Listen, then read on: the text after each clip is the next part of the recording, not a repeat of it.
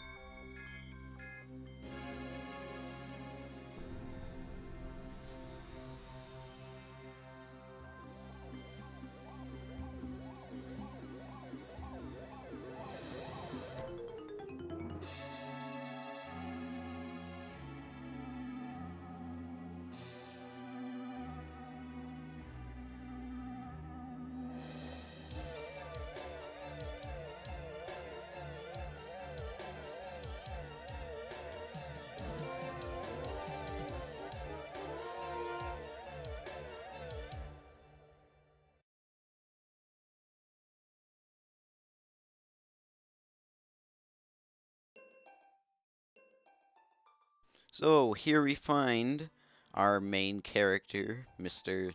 Alamar. Actually, that's his first name, but anyway, we see that he has crash landed on this strange planet. Actually, I think he's going to say that.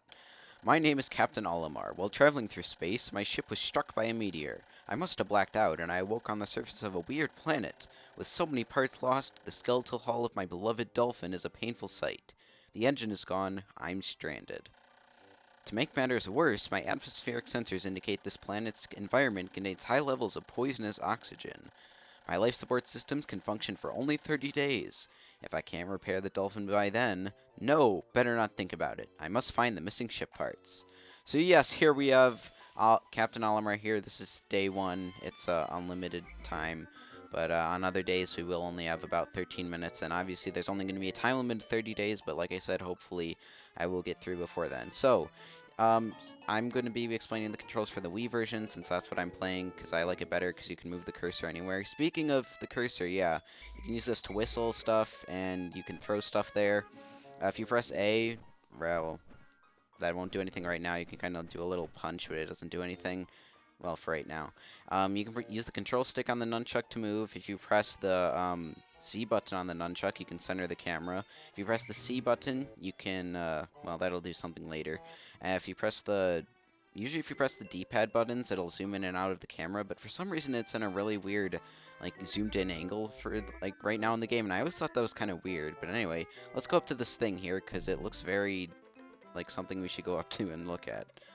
It looks like a red ship thing with a light, and a seed popped out of it. A strange thing has appeared before me. I had barely begun my search when it reared up as if it were waiting for me. It then dropped a single seed. What is it? Is it alive? Is it a machine? It resembles a vegetable on my home planet that we call an onion. I shall call this an onion, too. Very original there, Alamar. Anyway, yeah, now you can zoom in the camera in and out. Or if you press up on the D-pad, you can have it be like overhead, but I don't really like that. Anyway, we see the thing sprouted here. I wonder. The seed that the onion drop took root in the soil and has now produced an adorable little sprout. The sprout emits a strange light and sways back and forth without benefit of wind. I cannot help but think it is calling me. I'm compelled. I must approach it and press A. So I will do that. Press A, Olimar, press A. Oh, it's so cute. It has a nose. Okay. Extraordinary! When I plucked the sprout, it turned out to be a living creature, not a plant. Picking it has done no visible done no visible damage. It just stands there staring at me. Its shape is similar to a Pick brand carrots I love so much. I believe I shall call it a Pikmin. Here I am, stranded on a toxic planet fighting to survive, and yet I'm intrigued. I must research this fascinating creature. I shall try to grab it with A and then throw it in the direction. Okay, so basically I'm going to be skipping like all the controls because I kind of already explained them on the camera. If you hold A, and then you can hold a Pikmin, and then you can throw it to wherever the cursor is here. So if I throw it at this plant, the Pikmin will automatically start to attack it. Then you will automatically take this back to the onion. I like the Wii version better because in the GameCube version, if you threw a Pikmin at something, they wouldn't take it back automatically. They would either just stand there or they would come back to you. I don't know. This version has a lot of changes that I appreciate over the GameCube version because that's the one I played first anyway. Astonishing, the onion has sown more seeds. The small red pellet the Pikmin harvested after cutting down a flower appears to be some sort of food that can propagate more Pikmin. This is a scientific log, after all, I guess. The onion seems to be sort of an incubator. Needless to say, I must study the strange life form more. Okay.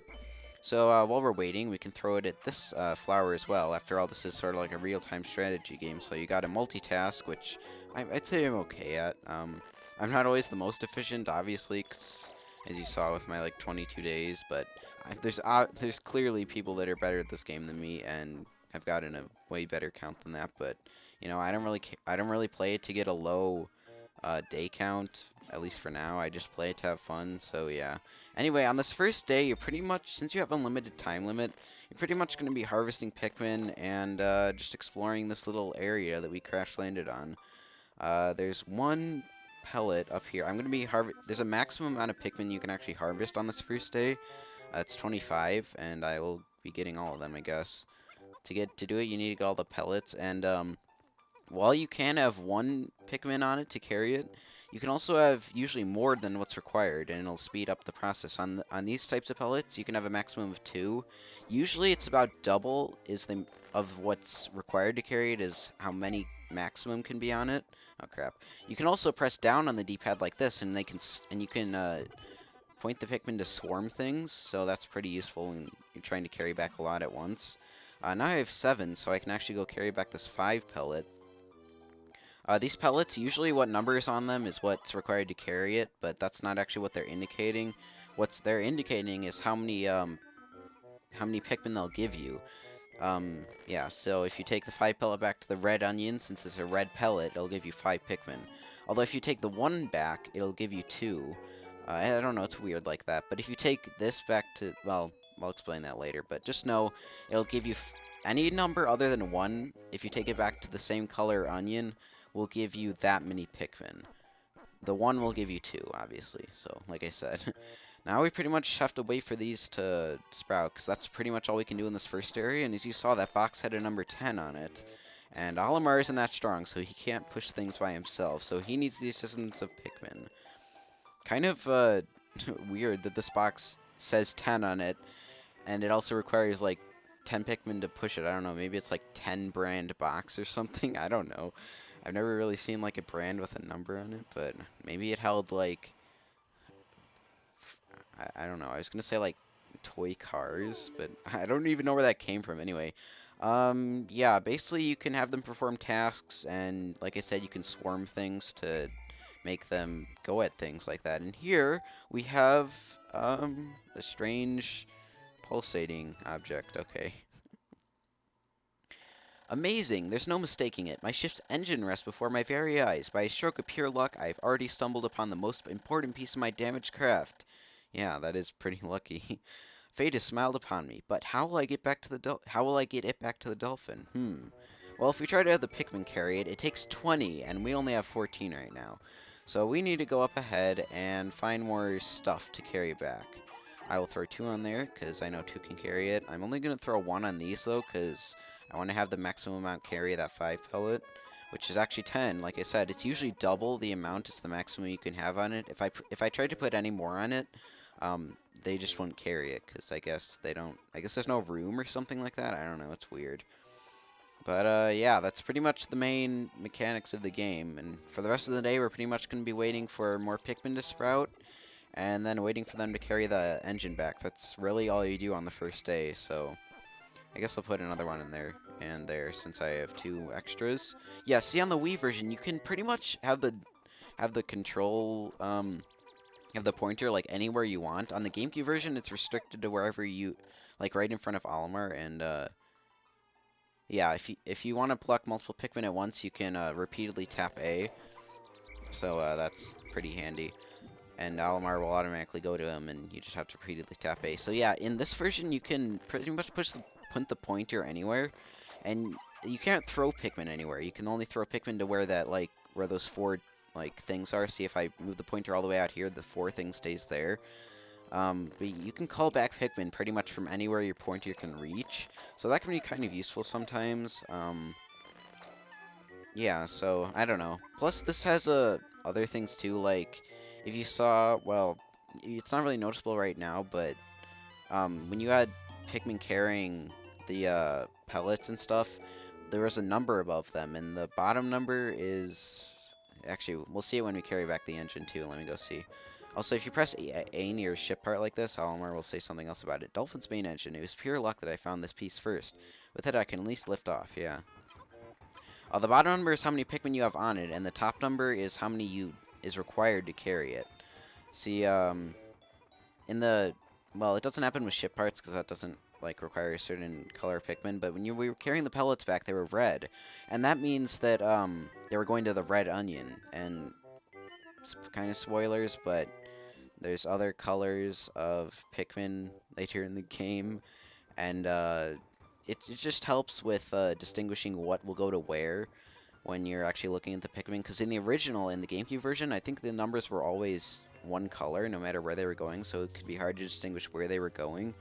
So I don't know. It doesn't really help with ship parts, because you see, because they're all going to the ship, but I don't know. It's just a bunch of useful improvements they made to this game, because this game came out after the GameCube version of Pikmin 2. Um, so yeah, they added the improvements they made in that to the Wii version of Pikmin 1. So anyway, we fixed up our ship by putting the engine on it that much, so I don't really know how that works. But apparently it made it all sparkly, which is good. It actually looks a lot better. And it managed to flip itself over, too. I don't know how that works, anyway. Oh, glorious. With the help of these Pikmin, I've taken a huge step back towards home. My ship can once again lift off. The glimmer of hope is beginning to burn more brightly. But what has become of the remaining parts? That search starts tomorrow. And indeed it will. And in case you didn't know, the Dolphin is a reference to the code name of the GameCube. It was called originally the Dolphin, so I don't know, little piece of trivia.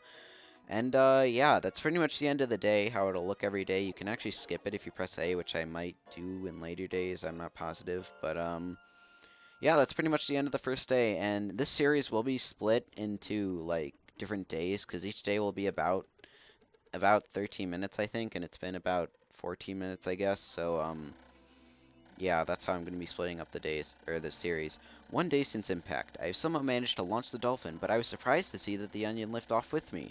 Perhaps the Pikmin cannot survive overnight on the planet's surface, or if they merely decided to join me for other reasons.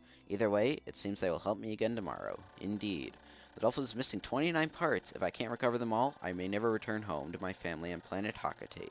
Analysis shows life support systems will function for only 29 more days. How can I repair my Dolphin in such a short time? A dense forest is visible on the surface below. As it holds the keys to my survival, I'll name it the Forest of Hope. I'll explore it tomorrow. And indeed we will, because you can actually go back to the impact site that we were on, but it doesn't really hold anything for right now. And as you see, we get a graph of the Pikmin change. Sprouted is basically how many Pikmin you, well, sprouted. Lost in battle if they get eaten by enemies or killed or some way. And left behind, if there's no Pikmin either in your party, or if Pikmin aren't in your party or at the base by the ship and the onions at the end of the day, they'll actually get left behind and eaten by the surface creatures, and basically they'll be wasted. So that's another way they can die, and trust me, that can be kind of annoying sometimes. I don't know why I saved, because I usually don't save, but eh. So here we have the map screen, and yeah, we unlock the Forest of Hope for collecting the engine, and that's where we will be going tomorrow. So, tomorrow, I guess? I don't know. These are going to be splitting into days, like I said, but anyway, next time on Pikmin, we will be going to the Forest of Hope and seeing what other ship parts we can find in it. As you see those stars on the side, or parts in that area, or how many parts are in that area. As you see in the impact site, there's only 2, but we can't get the other one for right now, so we'll be going to the Forest of Hope. So I hope you guys enjoyed, and I will see you then.